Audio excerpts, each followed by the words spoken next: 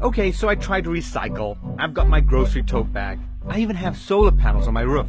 But in the back of my mind, I can't help thinking, does any of this actually make a difference when it comes to climate change?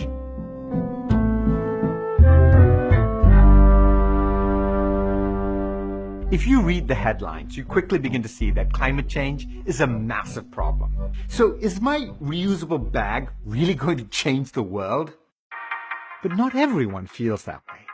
This is all of my trash from the past 4 years. Oh my God. This is Lauren Singer. She runs a website where she gives tips and answers questions about living a zero-waste life. Okay, so you've got tiny little ends and bits and things. Yeah. You really telling me everything else that you use for 4 years, you found some other use for? Totally. Is compostable, infinitely reusable, or 100% easily recyclable. You may look at the extremely eco-friendly way Lauren is living and find it inspiring. Or maybe like me, you're totally skeptical. But a lot of what she's doing is actually pretty simple. When she wants coffee, she brings her own cup.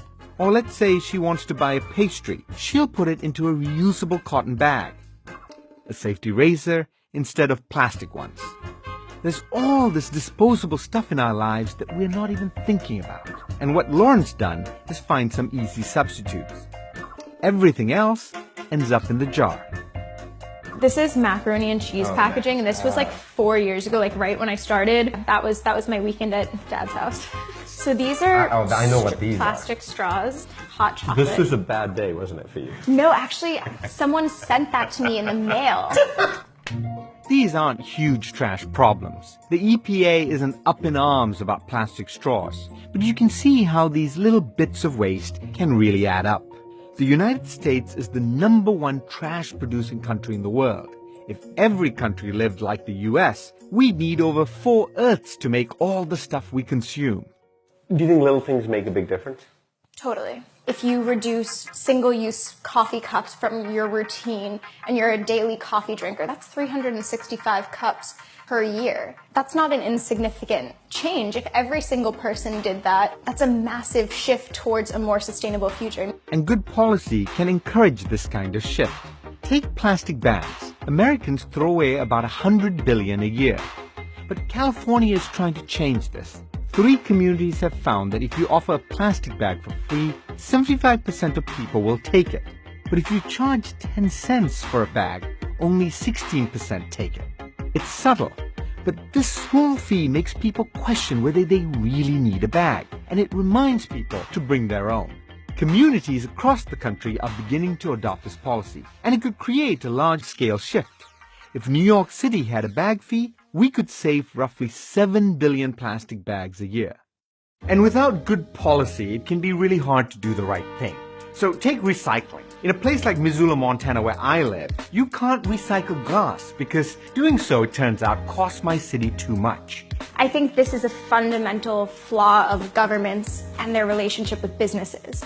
Businesses aren't held accountable for products that they're putting into the waste stream. So they're allowed to sell glass in Montana where there's no adequate recycling and completely wipe their hands free and not have to subsidize any infrastructure to adequately recycle their product.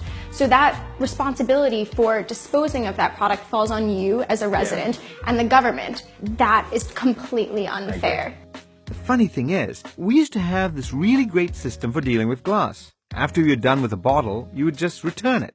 Companies would clean it and use it again and again. Around the 1950s, companies began experimenting with single-use bottles and cans. Lots of other things became single-use too. Like Don Draper here, people were just tossing their garbage wherever, and all this trash started to annoy people. Do you remember that very famous commercial of this Native American? He's like going down a river and there's all this waste and a tear goes down. People start pollution. People can stop it. And it's often credited for, quote unquote, cleaning up America because we were reminded that we need to pick up our trash. You see this commercial every Earth Day, but it was actually funded by a group of companies, many of them from the can and bottle industry. They were worried that states would ban their single-use products because people were getting sick of all the trash. So they created this incredible ad, which is very powerful, which made us pick up trash. which was actually trash that they were creating. And selling to us, Yeah, and profiting off of it. It actually shifted. That was the moment. I'm not suggesting you shouldn't pick up trash, but as far as I can tell, it was the first moment where we shifted this responsibility from the person selling to the person buying.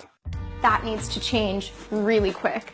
And once it does, we won't even have to talk about providing adequate recycling systems because businesses will create products that are easily and conveniently recyclable because it'll make more economic sense for them if that burden is put on the business instead of the consumer and the government.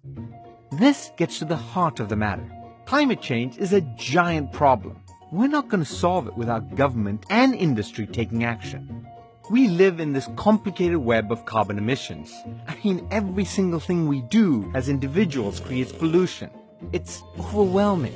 But there's one simple policy that could make going green easier for all of us, and it could have an enormous impact. We could put a price on carbon. Right now, companies can emit as much pollution as they like. We're basically treating our sky like a giant sewer. As long as it's free to pollute, no one's going to stop doing it. You can't just go out there and find one source or one factory, one business, and shut it down and clean up your air. Everybody, in a sense, is part of the problem. If companies had to pay for the carbon they produce, it would encourage better behavior. This is what California did in 2006. The state set a cap on carbon and other greenhouse gas emissions, and they lowered it over the next few years. Companies could either reduce their pollution or pay for carbon allowances. And so far, it's worked. The state is on track to hit its 2020 goal, and they're looking to cut emissions by another 40% by 2030. Now, California isn't perfect, but this is a huge reduction in emissions. It's really larger than anything a person could achieve on their own. The fears that were raised by opponents have not come to pass. We've not seen an exodus of industries from California or people unable to drive their cars. And as the state cut emissions, California's economy has actually grown by 12%, outpacing the national average. Going green at this scale isn't an overnight process. People like Mary Nichols have spent decades fighting for better policies. We certainly have enjoyed a lot of political support from all sides. I think that's largely just because the public in California has demanded that clean, healthy air is something that everybody ought to have access to. So individual climate action does matter in the sense that it creates cultural change. When Lauren makes a video tutorial or shares one of her zero-waste tips on Instagram, it has a social ripple effect. Do you want everyone to live the lifestyle you're living? I would never tell anyone how to live their life. But I'd like to show everyone that there are options, that the way that we're told we have to live in this hyper-consumeristic way isn't the only way we have to live in order to live in a modern world with modern luxuries. Folks like Lauren really help build the bottom-up support you need for large-scale transformation. Look, climate policy can be complicated and sometimes it can be boring, but we need it to solve global warming. And to get better policies, like a price on carbon, you need to have public support. Because politicians and businesses won't take action unless people come together and demand it. So you may not be able to fit all your trash into a mason jar, but psychologists have been developing green nudges that trick us into being more green. Want to know whether they're working their magic on you? Visit climate.universityofcalifornia.edu to learn more.